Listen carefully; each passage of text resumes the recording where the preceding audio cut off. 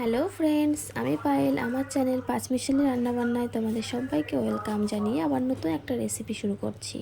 আজকে আমি তোমাদের সামনে একটা চিংড়ি কষার রেসিপি শেয়ার করতে চলেছি। চলো তাহলে দেখতে থাকো।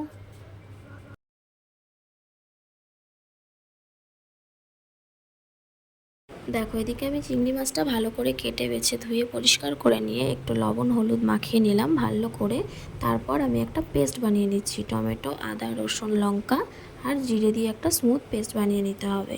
তারপর আমি গ্যাসের ওভেনটা অন করে দিয়ে কড়াই বসিয়ে দিয়ে কড়াইটা এবার জলটা শুকিয়ে নিতে হবে। কড়াইটা তেতে আসলে তাতে পরিমাণ মতো তেল দিয়ে দিতে হবে। তেল দিয়ে চিংড়ি মাছটা একটু হালকা করে ভেজে নেব। বেশি ভাজবো না, বেশি ভাজলে চিংড়ি মাছটা শক্ত হয়ে যায়, তাই হালকা করে ভেজে নেব। চলো দেখতে থাকো।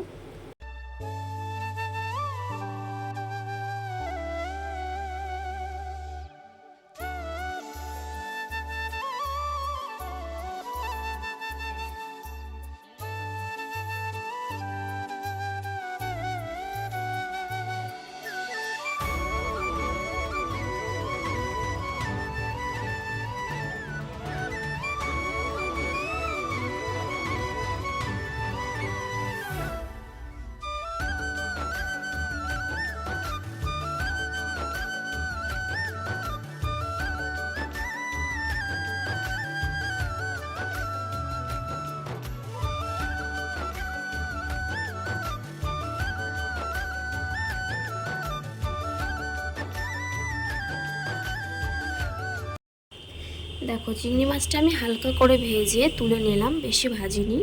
এবার ওই তেলেই আর একটু তেল দিয়ে নেব, দিয়ে তাতে ফোড়ন দিয়ে নেব একটা তেজপাতা আর গোটা গরম মশলা দিয়ে। এবার আমি কিছু পেঁয়াজ কুচি দিয়ে পেঁয়াজটা হালকা করে একটু ভেজে নেব।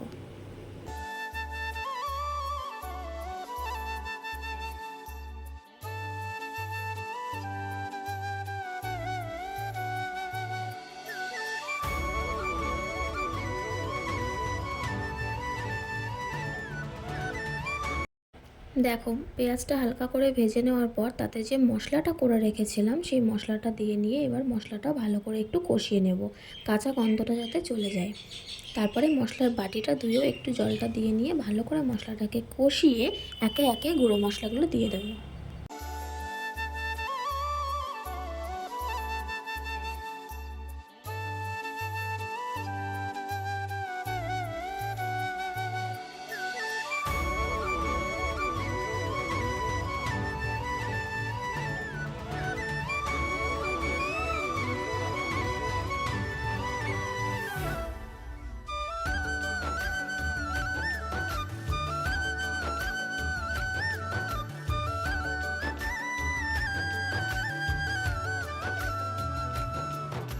দেখো, মশলাটা দিয়ে ভালো করে তেল ছেড়ে গেছে। এবার আমি 1 চামচ হলুদ, 1 চামচ লবণ আর একটু লঙ্কার গুঁড়ো দিয়ে ভালো করে এবার মশলাটার সাথে মিক্স করে নেবো, দিয়ে কষিয়ে নেব।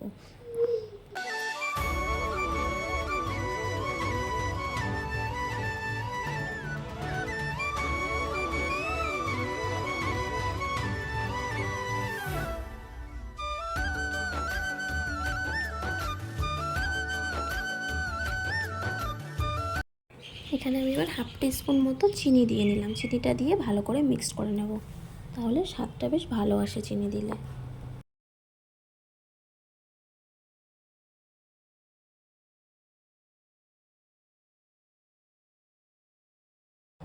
দেখো, মশলাটা এখানে আমি ভালো করে কষিয়ে নিয়েছি। এবার আমি জল দিয়ে নিলাম। জল দিয়ে এবার জলটা ভালো করে ফুটতে দিতে হবে। ফুটে তার মধ্যে আমি চিংড়ি মাছগুলো দিয়ে দেবো।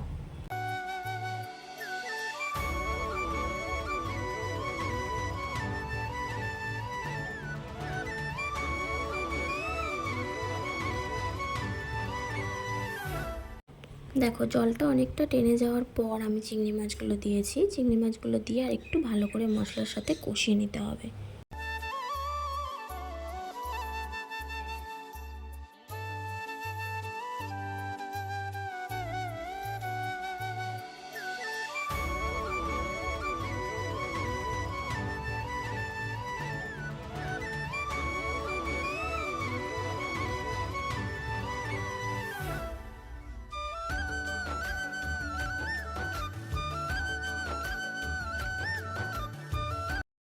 দেখো অনেকক্ষণ ধরে চিংড়ি মাছটা আমি সুন্দর করে কষিয়ে নিয়ে উপর থেকে সানরাইজের শাহি গরম মশলা দিয়ে কিছুক্ষণ চাপা দিয়ে রাখবো। দেখো এবার আমি চাপাটা খুলে নিলাম, পুরোপুরি আমার রেডি হয়ে গেছে চিংড়ি মাছের কষাটা সুন্দর করে। এইবার আমি গরম গরম সার্ভ করে নেব। রেসিপি ভালো লাগলে একটা লাইক, কমেন্ট, শেয়ার এবং সাবস্ক্রাইব করতে ভুলো না।